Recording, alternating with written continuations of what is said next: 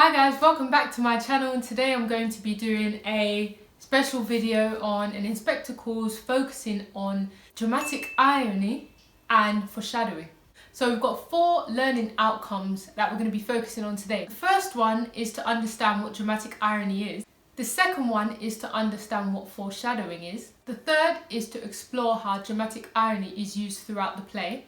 And the fourth one is to create a quote explosion focusing on dramatic irony. So what is dramatic irony? Dramatic irony is a literary technique originally used in Greek tragedy by which the full significance of a character's words or actions is clear to the audience or reader, although unknown to the character. And the reason as to why it is used is normally for humorous or emphatic effect. Now, what is foreshadowing? Foreshadowing is a warning or an indication of a future event. Foreshadowing builds up anticipation and adds dramatic tension about what might happen next. So authors might use foreshadowing to create suspense and initially just makes the reader want to try and guess what's going to happen next. So dramatic irony takes place in the play in Act 1, especially when Mr. Berlin is kind of talking about the future and what's going to happen. However, his confident statements are usually wrong, but only the audience knows that Mr. Berlin's statements are incorrect. So we're using this book today and we're going to be focusing on page 6. So on page 6 it says, "The Germans don't want war. Nobody wants war." So this is a great example of dramatic irony. So Mr. Berlin makes this ignorant statement without collecting anybody else's opinion. So I want you guys to focus on pages 6, 7 and 8, and I want you to get a minimum of 3 quotations which focus on dramatic irony.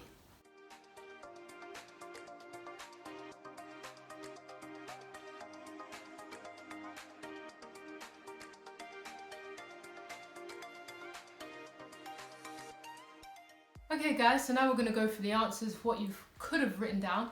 So the one that I had down earlier, Mr. Berlin says on page 6, "The Germans don't want war, nobody wants war."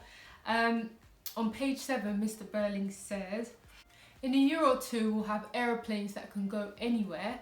Obviously we know that there are aeroplanes now, so it just kind of shows that emphatic effect, almost makes it humorous as well. And then on page 7 again he says, he's referring to the Titanic, he says, "Unsinkable, absolutely unsinkable." And obviously we know that the Titanic sank later on in 1912. So now we're going to focus on where foreshadowing has been used. So on page 8 here, Gerald Croft and Mr. Berlin are having a conversation about Mr. Berlin potentially getting a knighthood. And he says, "So well, I gather there's a good chance of a knighthood so long as we behave ourselves, don't get into the police court or start a scandal, eh?" We obviously know what happens later on with Inspector Gore and the whole Eva Smith drama, what this whole play is about. So that kind of gives us an indication that there's a warning or there's some kind of event that's going to take place later on that may involve the local authorities. So now what I want you guys to do is look at the beginning of Act 1 up to page 15, and I want you to write down a minimum of 3 examples of where foreshadowing has been used.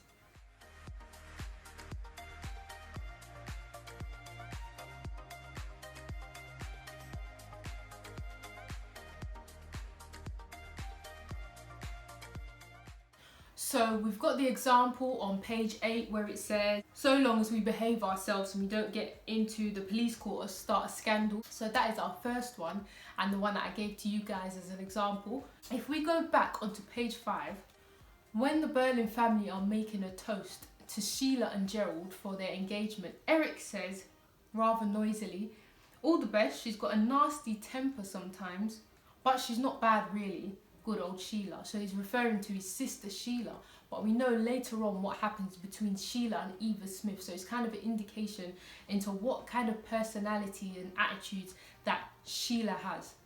And if we go back onto page 3, the family's conversing, talking about when Gerald Croft was away from Sheila for a long period of time in the previous summer. Sheila says, "Half serious and half playful. Yes, except for all of last summer when you never came near me and I wondered what had happened to you." That creates a kind of suspicion, and what this does is it makes the audience wonder what is it that happened last summer, which made Gerald Croft and Sheila not spend as much time together. So it kind of warns us that there's an event that's going to take place later on in the play that reveals the answers. Okay guys, so now what we're going to do is look at quote explosion. So what is a quote explosion? Quote explosion is when you choose one quote and you break it down completely to make it really easy to understand and just to prepare you when you're writing an exam style question. So once you've completed a quote explosion, you will understand what the quote means, the author's intentions, you would have zoomed into specific vocabulary, and you would have explained how the audience feels. I'm going to show you guys an example of what a quote explosion looks like. So I'm going to put it on the next screen. I want you to pause it and just have a look.